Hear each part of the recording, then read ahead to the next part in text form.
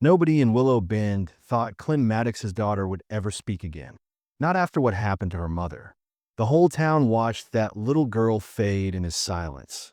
Watched her daddy hire baker after baker, hoping someone could reach her. But when Fiona Harrow walked through that ranch door, the child did something that stopped everyone cold. Something quiet, almost invisible to strangers. It would change 3 lives forever. This is how it happened. Rain fell steady on Willow Bend when Fiona Harrow stood outside the general store, soaked through and weak with hunger. She had been walking for days, trading small chores for small meals, and now even that was gone. She stared at the store window where sacks of flour sat stacked and dry, and she hated how badly she wanted to press her face to the glass. The door opened. A tall cowboy stepped out, broad and stern beneath a dripping hat. A little girl followed, holding his hand. She clutched a rag doll to her chest and looked straight at Fiona. The child's eyes were too steady, too watchful, like she had learned early not to expect comfort. The cowboy stopped near the porch post. "You know how to bake?" he asked. Fiona's throat tightened. "Yes," she said. "I do." "Name?" "Fiona Harrow." He nodded, then tilted his chin toward the child. "Emma," he said. "My daughter." Emma did not speak. She did not even blink. "My cook quit," the man said. "And the one before her." His voice went rough. "Emma hasn't talked in 6 months. She barely eats. Her mama used to bake with her. Since my wife died, nothing tastes right." Fiona felt her chest pinch. "I'm sorry," she said, and meant it. The cowboy did not take comfort from sympathy. "1 month," he said. "Trial. You make meals, keep the house, and you try to get her eating. If it doesn't work, you're done." A month meant a bed and warm food. It meant she would not be turned out into the rain tonight. Fiona nodded fast. "I'll do it," she said. "I'll try my best." Emma's stare stayed on her, heavy and sharp. Fiona had the strange feeling that the real decision was not Clinton Maddox's at all. Something in that silent child's eyes made Fiona think, if I fail here, I fail everywhere. Clinton brought his wagon around and helped Fiona up with her small bundle. Emma sat between them on the hard seat, wrapped in a blanket, her rag doll tucked close. The horses pulled them out of town, the wheels groaning through mud. The ride was quiet. Rain tapped the canvas cover. Clinton watched the road like it was the only thing he could control. Fiona kept her hands folded, trying not to look as desperate as she felt. Emma stared ahead, silent as stone. Once a gust made the wagon jolt, and Emma flinched. Fiona shifted a little closer without thinking. Emma did not move away. The ranch house was large and clean, but it felt empty. In the kitchen, a dark wood stove waited in the corner. A hand pump stood by the sink. Jars lined the shelves. Everything looked ready for work, but nothing felt warm. Clinton opened a small door off the kitchen. "Your room," he said, close enough to start early. Fiona stepped inside. Narrow bed, small dresser, oil lamp, one window. Simple but safe. She set down her bundle and breathed like she had been underwater. When she returned, Clinton stood at the mantel. A photograph sat there in a plain frame. A woman with light hair and a gentle smile. The corners were worn from being handled. "My wife," Clinton said. "Sarah." His voice broke on her name. "She died a year ago. Childbirth complications." He swallowed. "Emma and the baby lived." Sarah didn't. Emma stood in the doorway, listening. Her face stayed still, but her eyes shone. She made no sound. "Emma talked fine at first," Clinton went on. "Then 6 months ago she just stopped." He tapped his chest, not his head. "Doctor says it's grief. Sarah used to bake with her. Cinnamon rolls on Saturdays.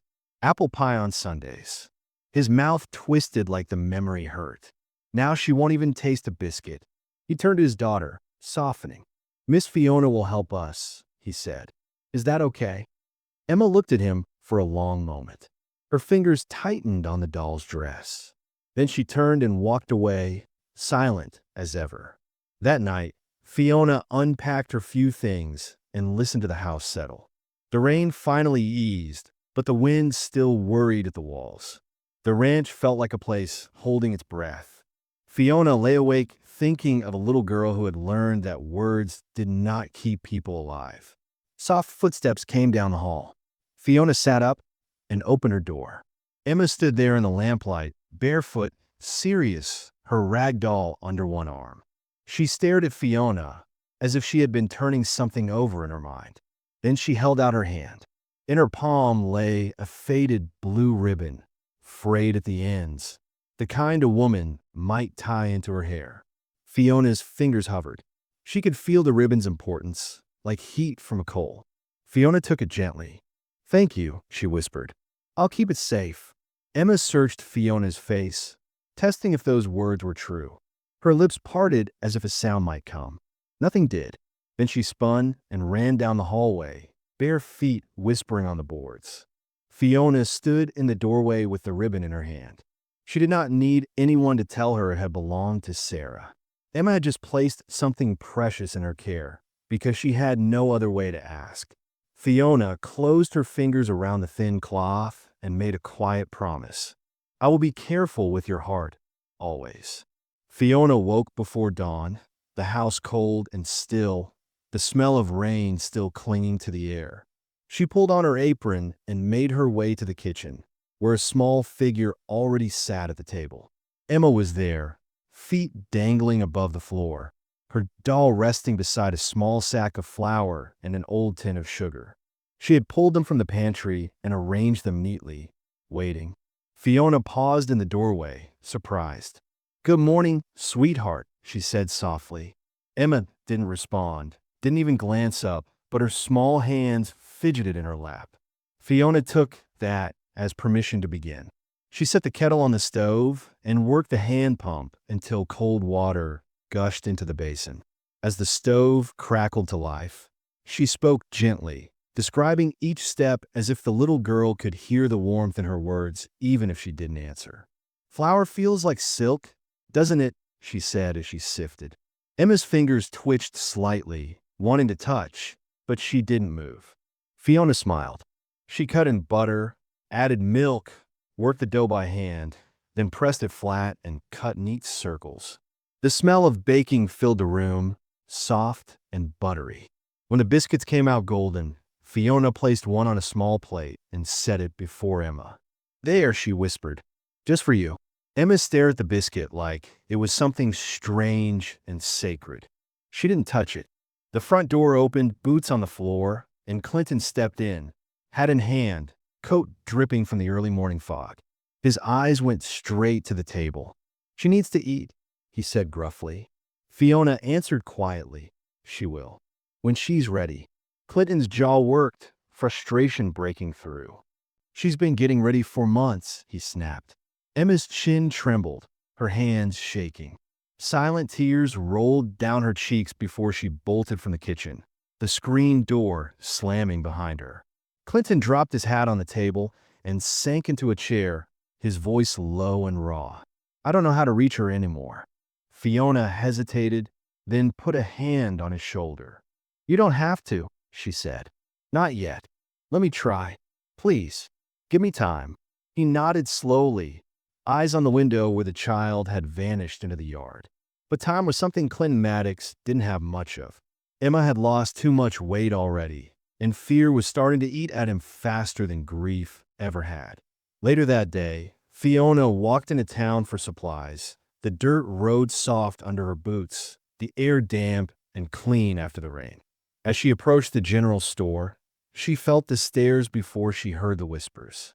"That's the new one he hired," one woman said near the porch. "Fifth cook in 6 months," another replied. None of them could get that child to speak. Fiona kept her eyes down, pushing open the door.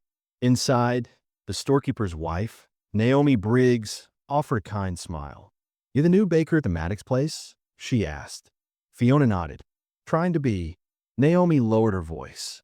"Sarah Maddox died last year. Poor thing. Emma was fine for a while. Then on her 5th birthday, she just stopped talking. Folks think she remembered all at once what she lost." Before Fiona could answer, a man's voice cut in from behind the shelves. "Maddox ought to stop wasting money," Deputy Royce said. leaning on the counter. That child's broken for good. Fiona straightened, heat rushing to her face. She's not broken, she said. She's hurting. Roy smirked. You'll see. You'll fail like the others, and he'll send you packing. Fiona paid for flour and sugar, her jaw tight, refusing to look at him again. As she walked back along the dusty road, she passed the schoolyard where children laughed and chased one another through the grass. The sound hit her like a weight. She imagined Emma among them, laughing, shouting, whole again. I won't fail her, she whispered. When the ranch came into view, she saw smoke rising from the chimney and thought for a moment all was well. But as she stepped into the kitchen, her heart lurched. Flour covered the floor. Eggs were cracked and leaking onto the table. Emma stood in the middle of it, face streaked with tears, her small fists clenched, trying to stir something in a bowl far too big for her. On the table lay a crumpled paper covered in a woman's gentle handwriting, Sarah Maddox's. Fiona picked it up, her throat tightening at the words scrawled across the top. Emma's birthday cake, Mama's special recipe. The little girl's sobs were silent but fierce, and Fiona realized in that moment just how deep the child's longing ran. Emma had not been trying to eat. She had been trying to remember. Fiona's hands were still wet from the walk home when she took in a mess on the kitchen floor. Flour drifting like pale dust across the boards, sugar sparkling on the table, eggshells crushed under Emma's small boots. The child stood frozen over a big ceramic bowl, cheeks streaked with tears she never let herself voice, her rag doll abandoned on a chair like even it had been pushed aside for something urgent. Fiona set her supply, sat down gently, as if sudden noise might shatter the moment, and stepped closer. "Oh, sweetheart," she said, keeping her voice calm. "What happened?" Emma shook her head hard, squeezing her eyes shut, then opened them wide again and stared at Fiona with a look that felt older than 5. On the table lay a crumpled paper, half buried in flour, the ink smeared but still readable. Fiona lifted it with 2 careful fingers and felt her chest tighten at the familiar curl of the handwriting. At the top, in neat letters, it read, Emma's birthday cake, Mama's special recipe. Below were simple steps, little notes in the margins, and a small heart drawn beside the word vanilla. Fiona swallowed, then lowered herself to Emma's height. "You wanted to make your mama's cake," she said softly. Emma nodded, so fast her braids swung, and fresh tears fell, silent and heavy. Her hands trembled as she pointed at the bowl, then at the cold stove, then at the paper again, as if she could show Fiona every feeling she could not say. Fiona reached out, but didn't touch her first. "It's all right," she said. "This isn't wrong. This is love." Emma's mouth quivered, and she clutched the edge of the table like she might fall. Fiona finally placed her hand over Emma's small knuckles, steadying them. "Let me help you," she whispered. "We'll make it together." Emma stared at Fiona's hand on hers, then slowly relaxed her fingers and gave the smallest nod, a yes without words. Fiona took a clean cloth, wiped the table, and gathered the scattered ingredients into order, not rushing, letting the calm itself be a kind of safety. She lit the stove, coaxing flame from wood and kindling until the iron belly began to warm, then pulled a cast iron pan from the shelf. "We'll start again," she said. "Not because you failed, but because baking is patient. It gives you another chance." Emma watched every move, her eyes tracking Fiona's hands like she was memorizing the way comfort looked. Fiona smoothed the recipe paper and began reading aloud, her voice gentle and steady. 2 cups flour, she said, and poured it into the bowl. 1 cup sugar, she added, letting the sweet grains fall like soft rain. Emma's fingers twitched, and Fiona slid the bowl a little closer. "You can help," she told her, "if you want." Emma reached out slowly, as if afraid the choice might be taken away, and dipped 1 finger into the flour. She rubbed it between thumb and forefinger, then looked up, surprised by the softness. Fiona smiled. "See? Like silk," she said, repeating the words from the morning. and Emma's shoulders dropped the tiniest bit, as if something inside her recognized a safe pattern. Fiona guided her to crack the eggs. Emma held one carefully, but her hand shook, and when she tapped it on the bowl, it broke too hard, shell and yolk spilling. Emma flinched like she expected anger to fall on her. Fiona only nodded and handed her another. "That's all right," she said. "We'll pick out the shells." Everybody does it. Together they fished out the pieces and kept going. Fiona added milk, a pinch of salt, then the vanilla, and when she stirred, she let Emma hold the spoon with her small hand wrapped around Fiona's fingers. "Your mama taught you this," Fiona said quietly, not as a question, but as a truth. Emma nodded, tears still sliding down, but now her face had focus, like the task gave her someplace to put the grief. While the batter thickened, Fiona reached for a worn ribbon on the counter, the blue one Emma had given her the night before, and tied it gently around her own wrist like a promise. Emma noticed and stared at it, her breathing catching. Fiona leaned closer. "I'm keeping it safe," she whispered. Emma's lips parted, and for one sharp moment Fiona thought she might speak, but the sound stayed locked away. Still, Emma didn't pull back. They poured the batter into the pan, and Fiona let Emma scrape the bowl clean with a spoon, the way children love to do, and for the first time Emma's mouth lifted. Only a fraction, only a shadow of what a smile used to be. But it was there. Fiona's throat burned. "That's it," she said. "You're doing it." When the pan went into the oven, they cleaned together. Fiona handed Emma a damp cloth, and Emma wiped the table in small circles, copying Fiona's motions. It was not just cleaning. It was learning again how to exist in a room without bracing for loss. When the kitchen was finally calm, Emma stepped closer and, without warning, leaned her head against Fiona's side. It was a quiet surrender, like a bird choosing a branch after a long storm. Fiona froze for half a breath, then wrapped an arm around Emma's shoulders. "Your mama will be proud of you," she whispered. Emma's body shook with silent sobs, but she stayed pressed to Fiona, as if she had decided that for this moment she could borrow someone else's steadiness. The smell of cake began to rise, warm, sweet, familiar. When Fiona pulled it from the oven, it wasn't perfect. One edge was a little higher than the other, and the top had a small crack. But it was golden, and it looked like effort and love had made something real. Emma stared at it with wide eyes, then lifted her hand and touched the warm air above it, as if feeling for her mother's presence. Slowly, a real smile broke through, small but unmistakable, and Fiona felt her own eyes fill. That was when the back door opened and Clinton stepped inside, boots muddy from the barn, shoulders tight from weeks of carrying too much alone. He stopped in the doorway like he'd been struck, his gaze moving from the cake to the flour-dusted table to his daughter's face. Emma's smile flickered when she saw him, as if her body didn't know whether joy was allowed in front of him, but for a second it stayed. Clinton's hard jaw softened, and his eyes shone wet. "Emma," he said carefully, like her name was fragile. "Baby, you made a cake?" Emma's smile vanished as if a door slammed inside her. She stepped back, not toward the wall, but toward Fiona, pressing close to her skirt. Clinton's face crumpled with the pain he tried to hide and failed. "I'm sorry," he murmured, voice breaking. "I didn't mean—" He couldn't finish. He turned sharply and walked out, the screen door creaking behind him. Fiona looked down at Emma, who stared at the floor, trembling, her small victory suddenly heavy.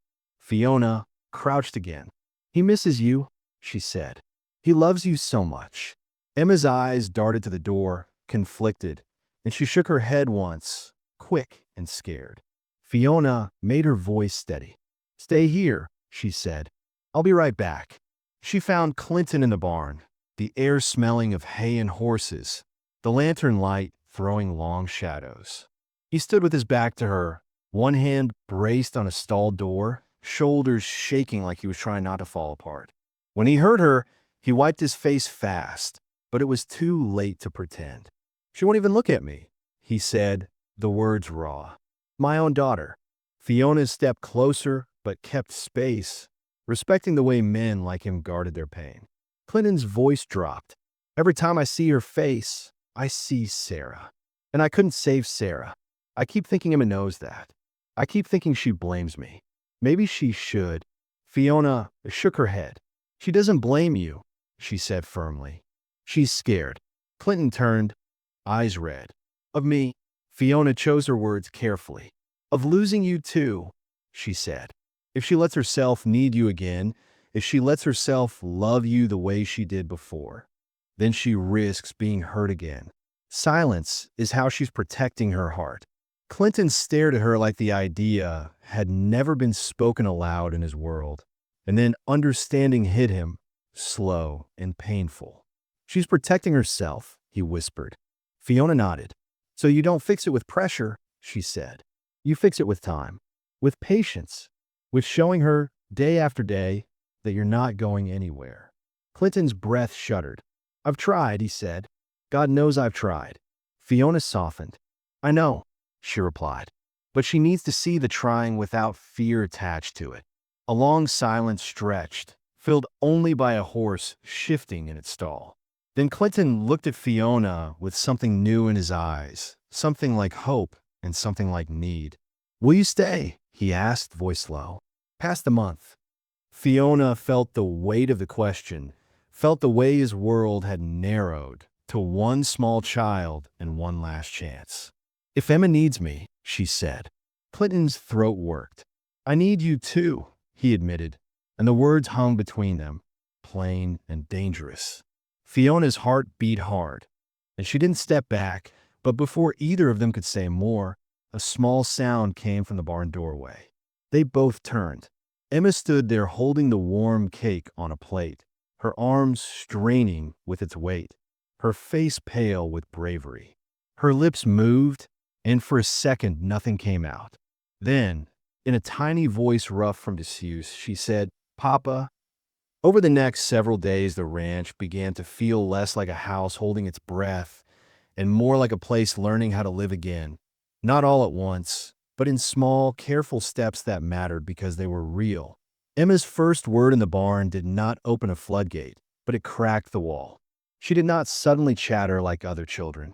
Instead, she offered words the way someone might offer fragile glass, slowly and only when she felt safe. Yes, when Fiona asked if she wanted honey on her bread. No, when Clinton suggested a ride that felt too big. Papa, in the mornings when he came in from chores and tried not to look too eager. And sometimes Fiona, spoken like a secret when she wanted to make sure the baker was still near. Fiona treated every word like a gift without turning it into a show. She kept the kitchen warm, kept routine steady, and gave Emma work small enough to succeed at, because success was its own kind of medicine. In the mornings they collected eggs from the hens, Emma tiptoeing through straw with her basket held tight. Then they washed their hands at the pump and set flour in bowls on the table, and Fiona let Emma knead dough with a little fist until the dough was smooth and elastic, and the child's face relaxed as if the rhythm calmed something deep inside her. Clinton watched from the doorway more than he joined in, not because he didn't want to, but because he was afraid to push and lose what progress they had. He would sit with coffee and pretend to read a paper, but his eyes kept drifting to his daughter's hands and the way they no longer shook as much.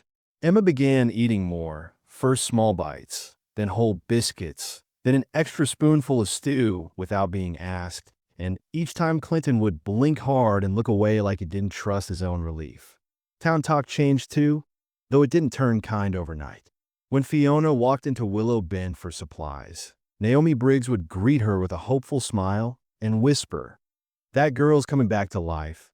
But other folks still leaned close to each other and said she still barely talks, as if healing only counted when it was loud.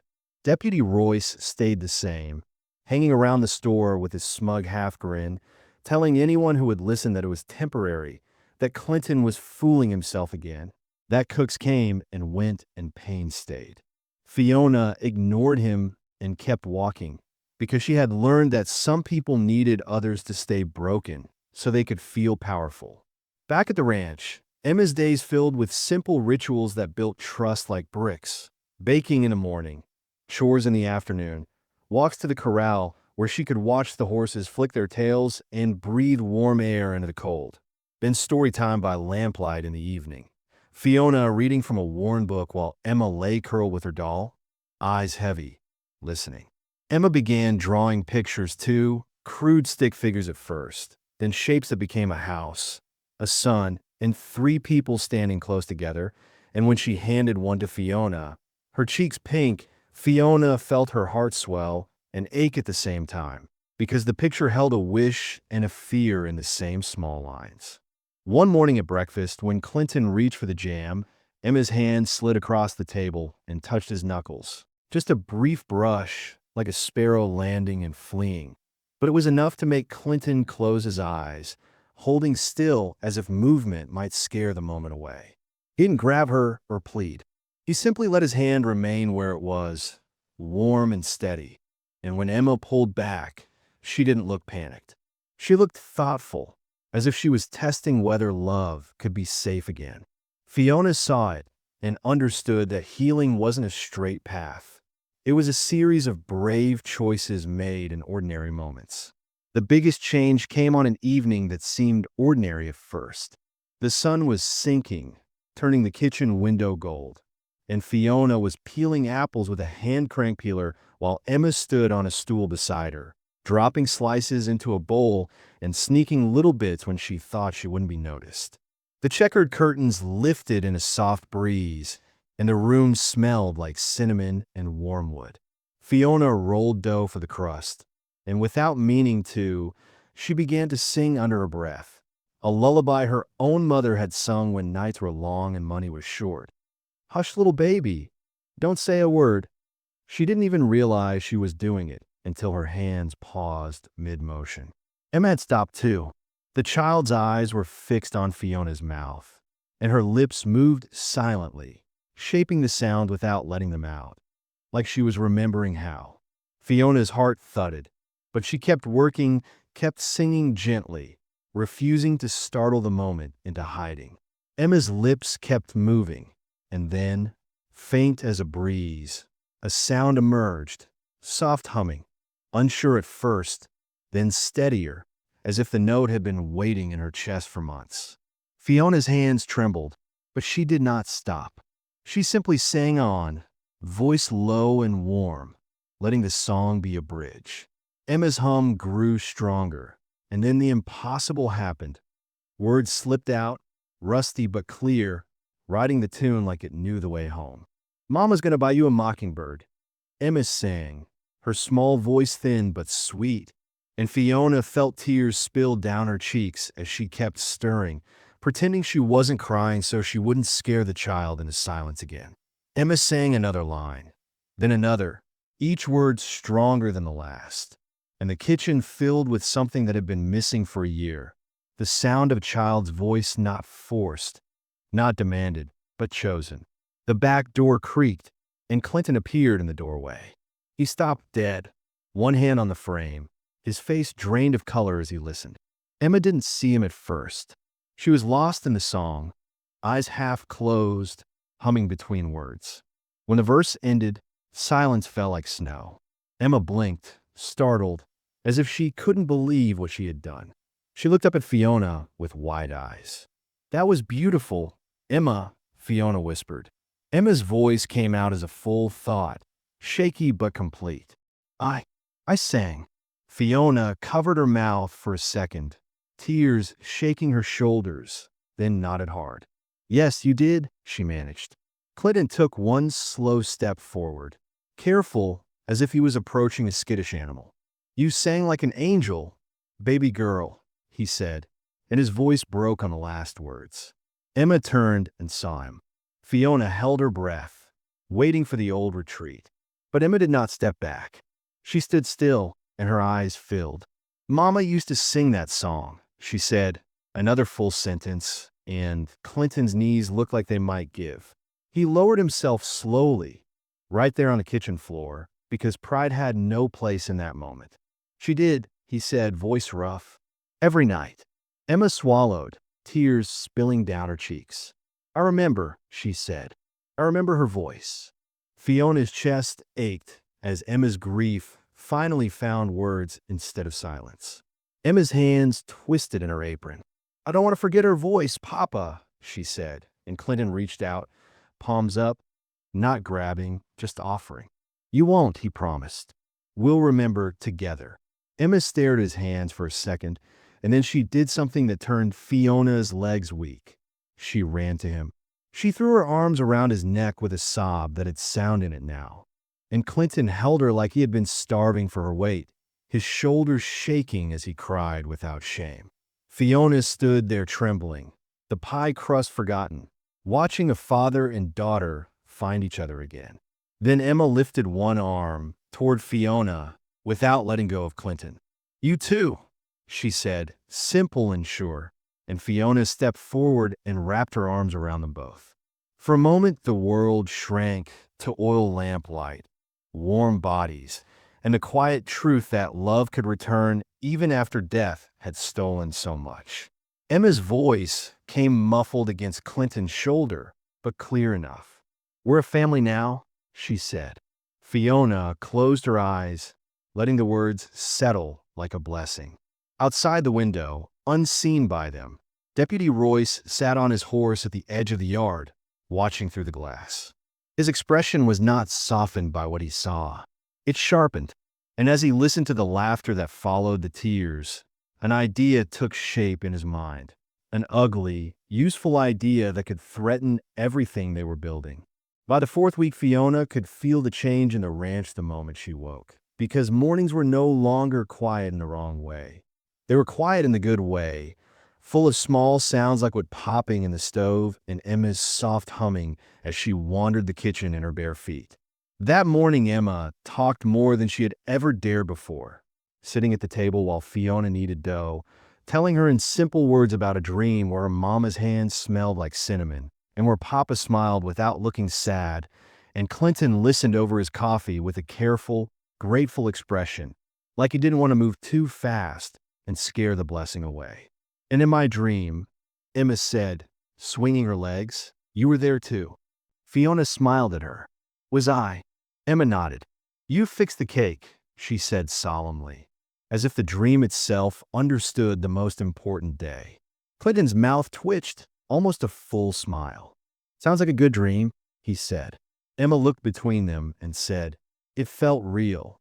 Fiona's heart warmed, and for a brief moment, she let herself believe the worst was behind them. Then hoofbeats thudded in the yard, hard and official, and the warmth in the room tightened. Clinton set his cup down slowly. The sound came again, closer, then stopped at the porch. A knock at the door like a demand, not a request. Clinton rose, shoulders squaring, and walked to the front.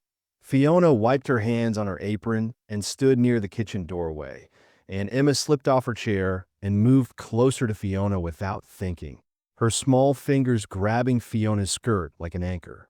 When Clinton opened the door, Deputy Royce sat tall on his horse, hat tipped back, his eyes cold with the kind of interest that never meant good, and beside him sat Mrs. Caldwell, a stern town matron with tight lips and a straight spine, perched side saddle like she owned the road. Royce dismounted with a heavy thud, and Mrs. Caldwell followed with stiff dignity, her gloved hands adjusting her coat as if the air itself might stain her. Clinton stepped out onto the porch, blocking the doorway with his body. "What's this about?" he asked, voice calm but sharp. Mrs. Caldwell didn't waste time. "We have concerns, Mr. Maddox," she said, looking past him like she expected to inspect the inside of his home. "Concerns about your household." Clinton's jaw tightened. "My household is my business," he replied. Royce's mouth twisted into a smirk. "Is it?" he said. "Folks are talking." Mrs. Caldwell lifted her chin. "An unmarried woman living in your home," she said, each word clipped with your young daughter. "People say it isn't proper." Clinton's eyes narrowed. "Miss Harrow is our employee," he said. Royce leaned slightly, voice dripping with suggestion. "Is she?" he asked. "Or is she something more?" Clinton took one step forward, and for a second it looked like the deputy had pushed too far. "Watch your tongue," Clinton warned, low and dangerous. Mrs. Caldwell held up a hand as if she were calming children. "This is not about your temper," she said. "It is about that child. Emma needs proper influences. She needs stability, a real mother figure, not a temporary cook of questionable character." The words hit Fiona like a slap, and before she could stop herself, she stepped into view at the doorway. Her face felt hot, but she kept her chin up. Emma stood behind her, peeking around her hip, confusion and fear mixing in her eyes. Royce's gaze slid to Fiona, then to Emma, as if measuring them. How long was she planning to stay? Royce asked Clinton. "The month's almost up, isn't it?" Clinton's hands clenched. "That's my business," he said again. Mrs. Caldwell's eyes hardened. "It becomes the town's business when a child's welfare is involved," she said. "We could petition for a review. Guardianship matters are not taken lightly." The threat hung in the air, ugly and quiet. Emma's grip tightened on Fiona's skirt, so hard Fiona felt the pull. Clinton's face went pale, then red, his breath coming heavier as he fought to stay controlled. Fiona's mind raced, because she knew what those words could mean in a small town that loved rules more than it loved truth. She felt Emma trembling, and she knelt quickly, putting a steady hand on the child's shoulder. "It's all right," she whispered, though she didn't fully believe it. Mrs. Caldwell's gaze flicked down to Emma. "This isn't your concern, child," she said, too sharp for a little girl's ears. Something in Emma snapped. Not anger like an adult's, but fear turned brave. Emma stepped forward, out from behind Fiona, and her voice rose, clear and trembling. "No," she shouted. The word rang across the porch and jarred like a bell. "Don't take me from Papa." Mrs. Caldwell blinked, startled by the sound of the child's voice. Royce's smirk faltered. "She talks now?" he said, surprised despite himself. Emma ran to Clinton and wrapped her arms around his leg, clinging like she was afraid the ground might open. She looked up at the strangers, tears in her eyes, but her voice stayed loud. "Fiona helped me," she said, struggling to keep the words steady. "Fiona's good." She glanced back at Fiona, then back again, her face tightening like she was forcing her heart through a narrow door. She stammered. Then the words spilled out, raw and honest, the kind only a child could say without shame. "She's my mama now." The air went dead. Fiona froze, her breath caught. Clinton's eyes widened, then softened with pain and awe, because he knew Emma didn't mean it as a replacement. She meant it as a need. Mrs. Caldwell made a sharp sound of disapproval. "She is not your mother," she snapped, as if scolding could erase love. Emma's tears fell, but she didn't back down. "But I want her to be," she cried. Clinton's arm slid around Emma's shoulders, pulling her close, and he lifted his gaze to the two visitors with a steadiness Fiona hadn't seen before. "You want stability?" Clinton asked, voice quiet but carrying. "You want propriety?" Mrs. Caldwell stiffened, sensing a shift. Clinton's eyes flicked to Fiona for one heartbeat, and in that look Fiona saw the decision forming, fast and final, like a man choosing a direction in a storm. "Then Miss Harrow won't be my employee," Clinton said. Royce's eyebrows rose. Mrs. Caldwell's mouth tightened as if she expected him to agree to her demands. Clinton took a breath and said the next words like a vow spoken before any preacher could get involved. "She'll be my wife." Silence hit again, heavier this time. Fiona's lips parted in shock. Emma's head snapped up. Royce's face twisted, suspicion returning like a snake. "Convenient," he muttered, as if love could only be a trick. But Clinton didn't flinch. He stepped down from the porch, closing the distance to Fiona. And for a moment, he looked less like a hard rancher and more like a man standing at the edge of everything he feared losing. "If she'll have me," he added, and his voice was rough with truth. Fiona's hands trembled at her sides. Clinton turned fully to her, ignoring the witnesses like they no longer mattered. "I know this is sudden," he said. "I know it's not the right way, Not by town standards, not by anything. But I can't pretend anymore. He swallowed hard. I love you, Fiona. I didn't plan it. It happened while I watched you speak gently to my daughter when I couldn't find the words. It happened while I watched you stay patient when I was angry and scared. It happened when I saw Emma smile again because you were in the room. His gaze dropped to Emma, then returned to Fiona. I love how you make this house feel like home again, he said. I love that Emma loves you. And I need you here. He drew a breath, then said it plainly, like a man who had learned that life could end without warning. Will you marry me? Be Emma's mother. Be my wife. Emma's face lit with frantic hope. Say yes, she begged, voice cracking. Please say yes. Fiona's throat tightened so hard she could barely breathe. She thought of her own empty past, the nights without shelter, the years without anyone to claim her, the hunger that had shaped her bones. I have nothing, she whispered, tears spilling before she could stop them. No family, no money. Clinton shook his head. You have us, he said firmly. We're your family now. Emma nodded, so hard her braids bounced. Us, she echoed.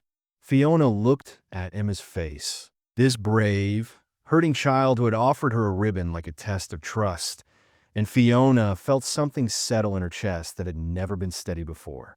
She wiped her tears with the back of her hand and said the only honest thing she could. Yes, she whispered. Then, louder, because Emma needed to hear it as a promise. Yes, I'll marry you.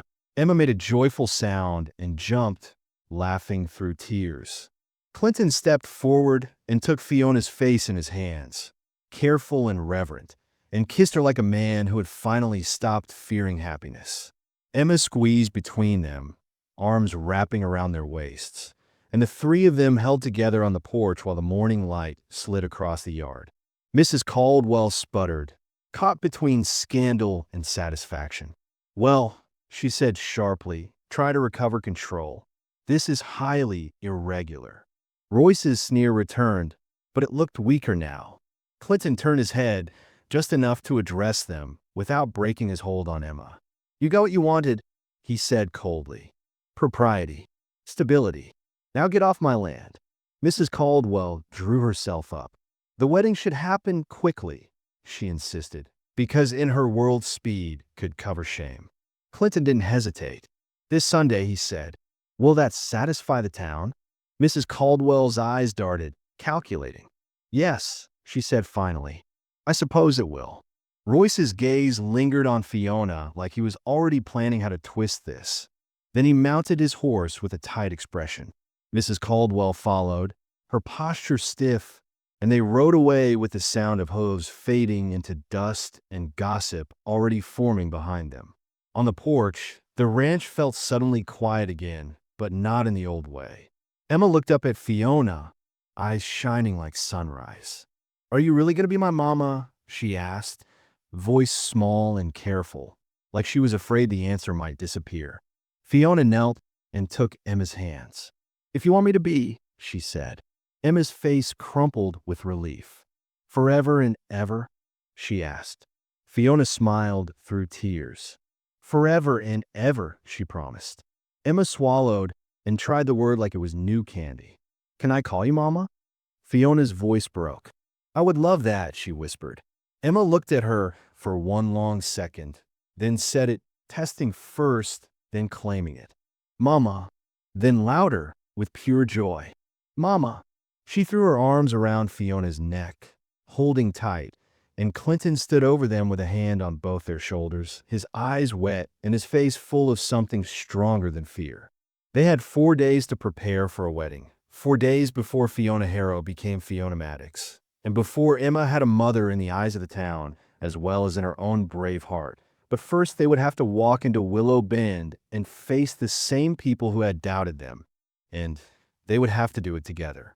Sunday morning dawned bright and clean, the sky wide and endless over the Maddox Ranch, as if even heaven itself had decided to bear witness to a second chance. The air smelled like wet earth and wildflowers, and Fiona woke to the sound of Emma's soft humming coming from the kitchen. When she stepped out of her room, still in her nightdress, She found a little girl sitting cross-legged on the floor with a basket of flowers she had gathered from the meadow at sunrise.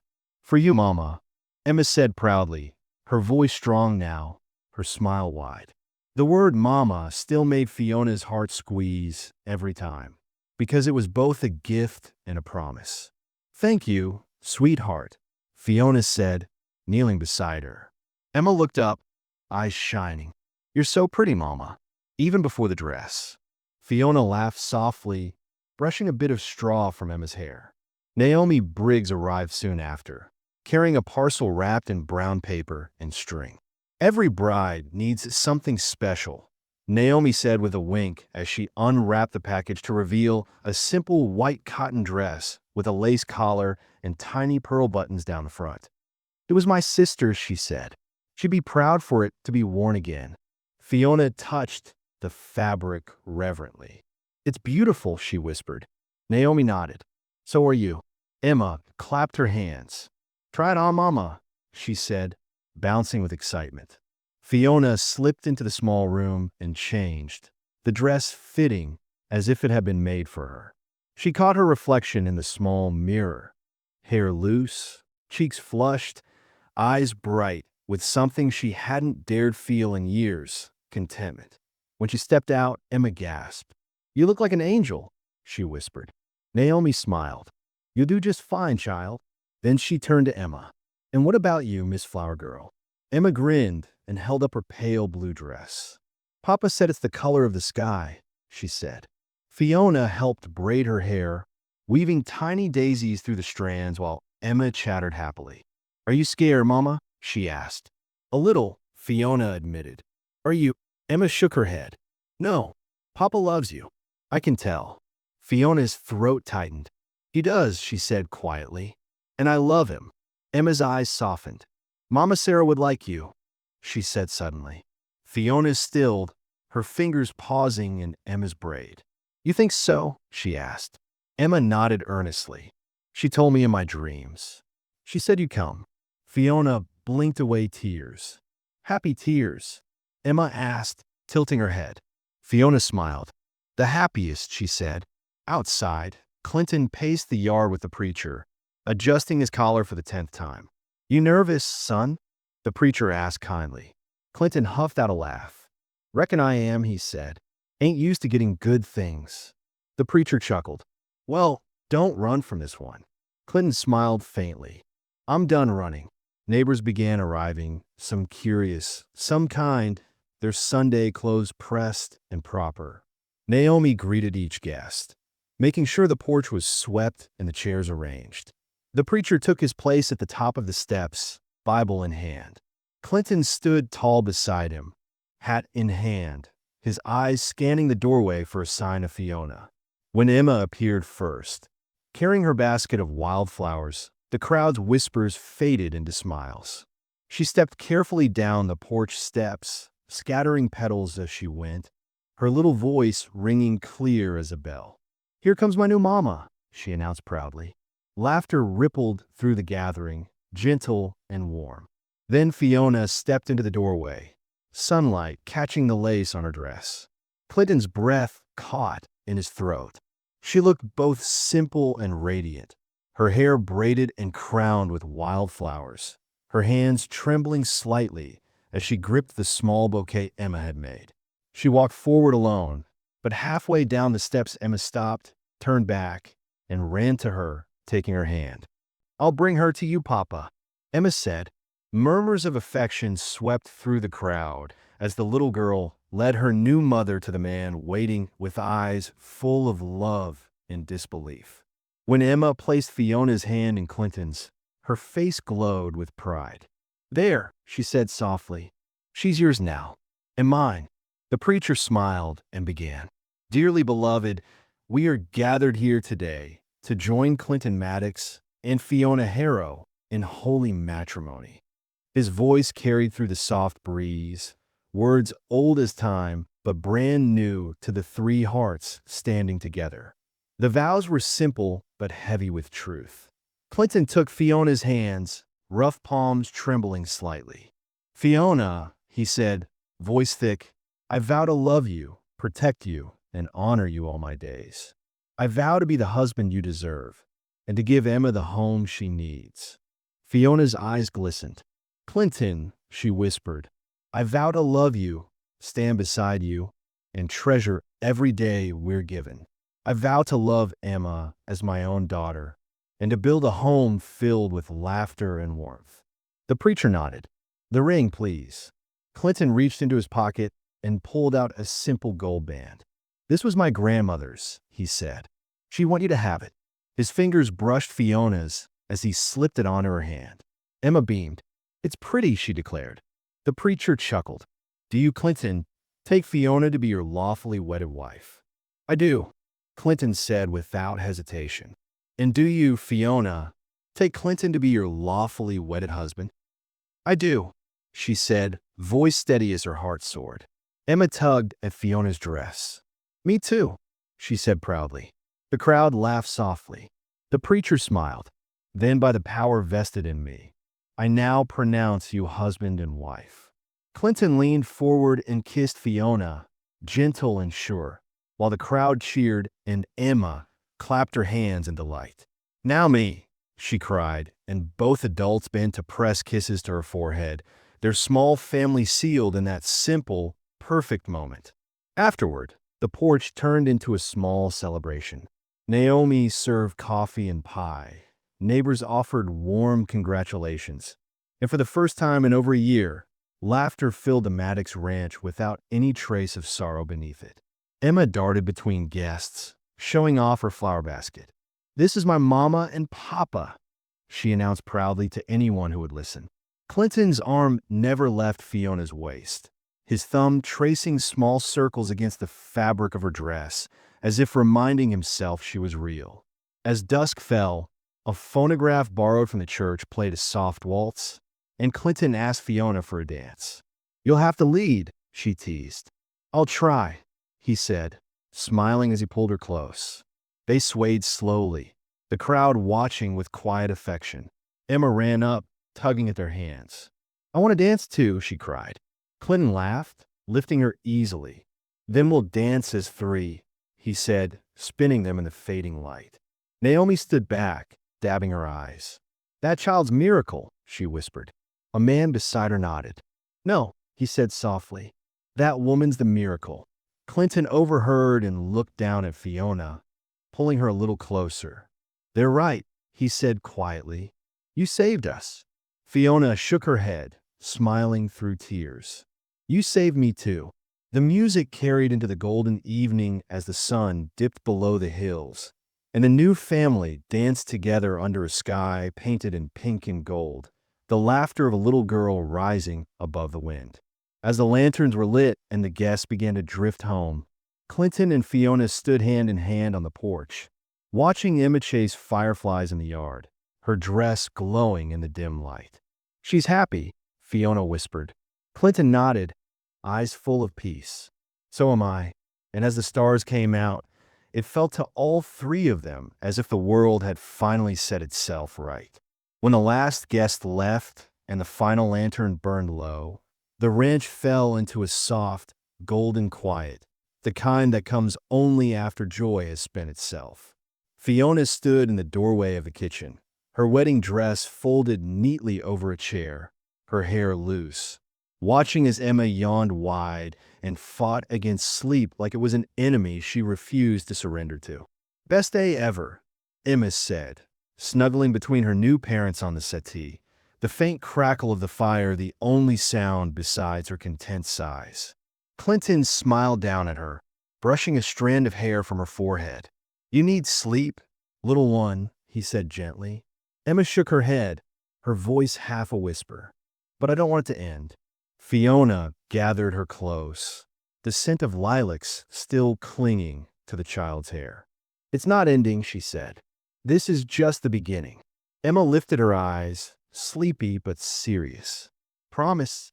Fiona looked at Clinton, who nodded once, firm and sure. "Promise," they both said together. Emma smiled, satisfied, and finally agreed to go to bed. She refused to let either of them leave until both had tucked her in. Fiona smoothed the blanket while Clinton knelt beside the small bed. Tell me about tomorrow, Emma murmured, eyes already drifting. Tomorrow, Fiona said, we'll make cinnamon rolls just like you and Mama Sarah used to. And after that, Emma asked, her voice fading. Clinton leaned closer. After that, whatever you want, baby girl. Emma's lips curved in a small smile. Every day like this? She whispered. Fiona kissed her forehead. Every single day. Emma's breathing slowed, soft and even. But before sleep claimed her, she said one last thing that made Clinton's throat tighten.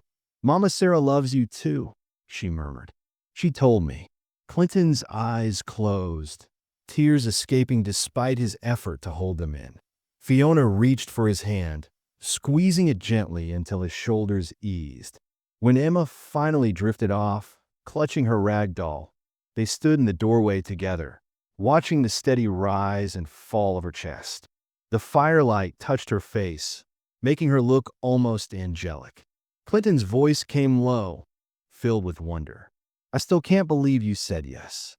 Fiona turned toward him, smiling. I still can't believe you asked. He laughed softly, the sound tired but free. Thank you, he said after a pause. For Emma. For me. For all of it. Fiona shook her head. You don't have to thank me. You gave me something I never thought I'd have. A home. A family. Clinton slipped an arm around her waist, pulling her close. I love you, Fiona Maddox, he said, the name sounding right his mouth. I love you too, she whispered, and their kiss was soft, slow, and sure, full of the promise of ordinary tomorrows. When they pulled apart, the quiet was broken by a small sound coming from Emma's room. A faint tune hummed in her sleep. It took them a moment to recognize it. The lullaby. Hush, little baby, don't say a word. Fiona leaned against Clinton's chest, tears of peace this time slipping down her face. She's really back, he said, voice trembling with relief. We're all back, Fiona whispered. The next morning, Fiona woke early out of habit, the dawn light painting the walls pale gold. She slipped from bed quietly, careful not to wake Clinton, and padded to the kitchen, her bare feet cold on the floorboards. The house smelled faintly of smoke and sugar, and when she rounded the corner, she stopped short. Emma was already there, standing on a stool, a dusting of flour on her nose and a grin spreading across her face. Morning, Mama, she said cheerfully. I'm baking. Fiona blinked, startled and delighted. You're baking? Emma nodded proudly. I remembered Mama Sarah's recipe. I wanted to surprise you. On the table sat a mixing bowl, a wooden spoon, and carefully measured ingredients. Flour, sugar, butter, and cinnamon. Want to help me? Emma asked. Fiona laughed softly, pulling her apron over her dress. I'd love to. Together they worked, side by side, Emma chattering the whole time, about Sarah's songs, about the wedding, about what they might bake next. Can we make pies for the church social? Can I help with all the baking? Will you teach me everything? She asked in a rush. Fiona smiled through tears she tried to hide. Yes to all of it, she said. Clinton appeared in the doorway, hair tousled, drawn by the laughter and the smell of cinnamon. What's all this? He asked, leaning on the doorframe. We're making cinnamon rolls, Emma said proudly. Want to help, Papa? Clinton grinned. I'm not much of a baker. Emma laughed, tugging at his hand. Mama will teach you. Within minutes, the kitchen was filled with the chaos of happiness. Flour everywhere, laughter echoing off the walls, the air thick with sugar and sunlight. When the rolls came out of the oven, golden and perfect, Emma bounced in her chair, swinging her legs. This is better than I dreamed, she said between bites. Fiona smiled. What did you dream? Emma's eyes sparkled. That we'd be a real family, she said, with a mama who bakes and laughs, and a papa who smiles again. And we'd be together forever. Clinton reached across the table and took her small hand. That's not a dream anymore, sweetheart, he said softly. That's our life now. Emma beamed. I know, she said. After breakfast, she ran outside into the morning light, calling, Watch me, Mama. Watch me, Papa.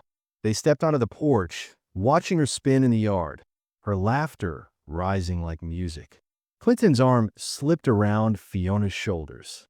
A year ago, he said quietly, I thought I'd lost her forever. Fiona leaned her head against his shoulder.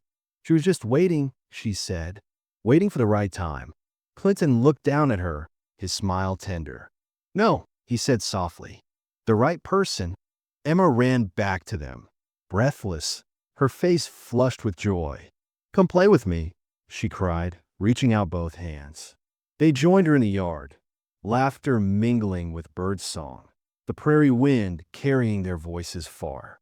And as the morning sun rose over Willow Bend, the sound of Emma's laughter filled every corner of the world that had once been silent, a sound as warm and steady as bread rising in a quiet kitchen. The sound of home, of family, of love finally finding its way home again.